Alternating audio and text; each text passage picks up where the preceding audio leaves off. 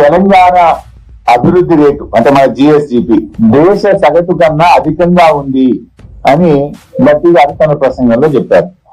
Telangana growth rate is more than the countries growth rate. మరి రేవంత్ రెడ్డి ఏమంటుండే, రాష్ట్రం దివాలా తీసింది బట్టేమో దేశం కంటే మన రాష్ట్రం అగ్రగామిగా ఉండి మన వృద్ధి రేటు బాగుంది అంటాడు. ముఖ్యమంత్రి ఏమో రాష్ట్రం దివాలా తీసింది అంటాడు. ఎవరి మాట కరెక్ట్?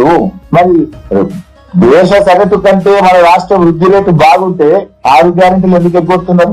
100 రోజుల్లో అమలు చేస్తామన్న 6 గ్యారెంటీలు ఇప్పటిదాకా ఎందుకు అమలు చేస్తలేరు? 3 సార్లు రైతు బంధు ఎందుకు ఎగ్గొట్టారు? 3 సార్లు రైతు బంధు ఎగ్గొట్టినందుకు ముఖ్యమంత్రి ముక్కు నేలకు రాసి రైతాంగానికి క్షమాపణ చెప్పాలని చెప్పి మేము డిమాండ్ చేస్తా ఉన్నాం. నేను అనుకున్నా మేము 3 సార్లు రైతు బంధు ఎగ్గొట్టాము, క్షమాపణ చెప్తారేమో బడ్జెట్ స్పీచ్ లో, ఒప్పుకుంటారేమో అని మేము ఆశించినాం. కానీ అదే బుకాయింపు. ఇవాళ 6 గ్యారెంటీల విషయంలో పోయిన బడ్జెట్ లో 6 గ్యారెంటీలకు 56,083 కోట్లు పెట్టారు. ఈ బడ్జెట్ లో తగ్గించారు. ఈ బడ్జెట్ లో 50,712 కోట్లు పెట్టారు. మేము అనుకున్నాం 6 గ్యారెంటీలు మహిళలకు 2,500 ఇస్తారేమో, ఈసారి బడ్జెట్ పెంచుతారేమో 6 గ్యారెంటీలకు అనుకున్నాం.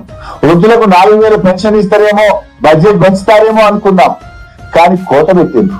56,000 50,000 చేసిండ్రు, 6,000 కోత పెట్టింది. అంటే ఉన్న ఇచ్చిన స్కీములు కూడా బంద్ అవుతాయా? ఇందులో కూడా కోత పెట్టారా? 6 గ్యారెంటీలు అమలు విషయంలో మీరు బడ్జెట్ పెంచుతారా దించుతారా? దీన్ని ఎట్లా అర్థం చేసుకోవాలి? ఈ రోజు కూడా బట్టి బడ్జెట్, బడా జూటా బడ్జెట్, బట్టి బడ్జెట్, బోగస్ బడ్జెట్ అనేటువంటిది చాలా స్పష్టంగా అర్థమవుతా ఉంది.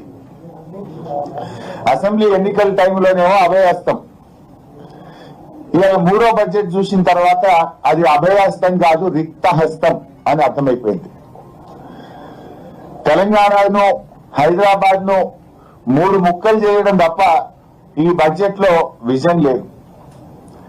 బడ్జెట్ లో చూస్తే ఆ క్యూర్ ఆ 3 ముక్కలాట తప్ప బడ్జెట్ లో ఎక్కడ కూడా విజన్ కనబడలేదు. మాకు ఓటు వేసిన ప్రజలకు వెన్నుపోట్లు వచ్చారు.